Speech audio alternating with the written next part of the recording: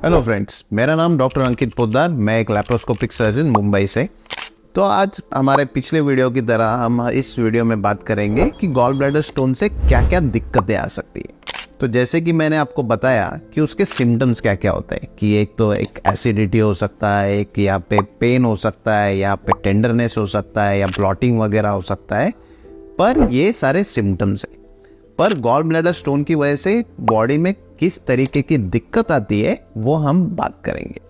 जब भी मैंने आपको बताया कि स्टोन जो होता है वो बहुत सारे साइज में वेरी करता है। वो रेत की तरह भी हो सकता है या तो एक बड़ा गोल्फ बॉल की तरह भी हो सकता है।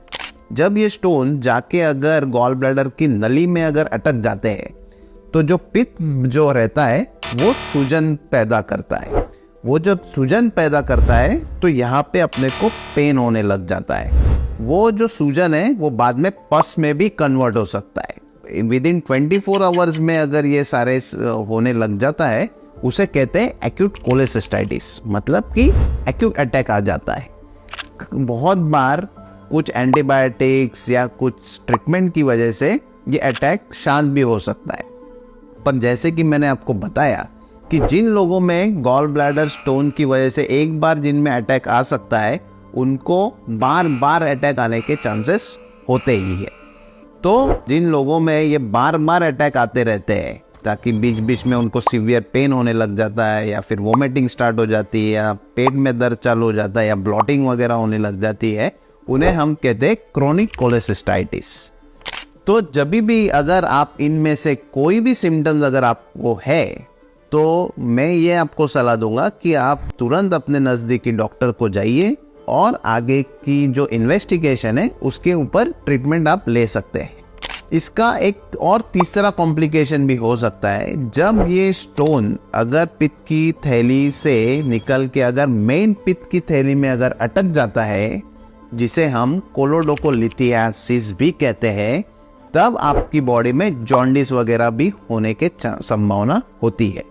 उसके ऊपर तुरंत ट्रीटमेंट करना बहुत ज़रूरी होता है, अदरवाइज जॉन्डिस की मात्रा बढ़ सकती है।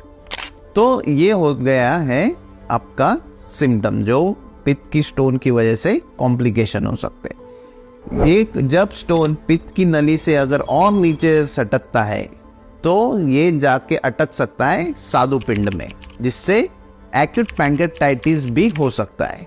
जब पेशेंट को एक्यूट पैंक्रेटाइटिस होता है तो वो काफ़ी सीवियर मात्रा में पेशेंट में अटैक में माना जाता है, तो तब हॉस्पिटलाइजेशन करने की भी ज़रूरत पड़ सकती है। तो जिस तरीके से मैंने बताया कि बहुत सारे लोगों में स्टोन्स पता नहीं चलते हैं या नहीं, पर जिन लोगों में ये पता चल जाता है कि उनमें स्टोन्स है तो उन लोगों ने उसके ऊपर ट्रीटमेंट करना बहुत ज़रूरी है। क्योंकि जो लोग डायबिटीज़ होते हैं उन डायबिटीज़ लोगों में स्टोन से जो कॉम्प्लिकेशन होते हैं वो होने के चांसेस काफ़ी बढ़ जाते हैं। तो मैं स्पेसिफिकली बोलूँगा कि जो पेशेंट डायबिटिक पेशेंट है और जिन लोगों में ये डिटेक्ट हो चुका है कि उनमें गॉल ब्लैडर स्टोन्स है, उन्होंने ट्रीटमेंट कराना बहुत ज़रूरी है ताकि आगे के हम कॉम्प्लिकेशन को अवॉइड कर सकते हैं। तो सबसे पहले अगर आपको इनमें से कोई भी सिम्टम्स है कि सीवियर पेन है या वोमिटिंग हो रहा है या फिर काफ़ी सारा एसिडिटी बढ़ गया है, ये जो सिम्टम्स है ये रात में मेनली काफ़ी ज़्यादा होता है कि रात में आफ्टर हेवी मील्स खाने के बाद अगर आपको काफ़ी सारा एसिडिटी और पेन है तो इसका श्योर मतलब है कि आपको शायद गॉल ब्लैडर स्टोन हो सकता है। तो इसके ऊपर जो डायग्नोसिस, मतलब इस चीज़ का डायग्नोसिस कैसे करते हैं और उसके ऊपर जो ट्रीटमेंट है वो हम आपके अगले वीडियो में जानेंगे। अगर आपको कोई क्वेरी है तो हम आपके हमारे कमेंट बॉक्स में डाल सकते हैं। मैं या मेरी कोई टीम मेंबर में से आपको रिप्लाई ज़रूर करेगा।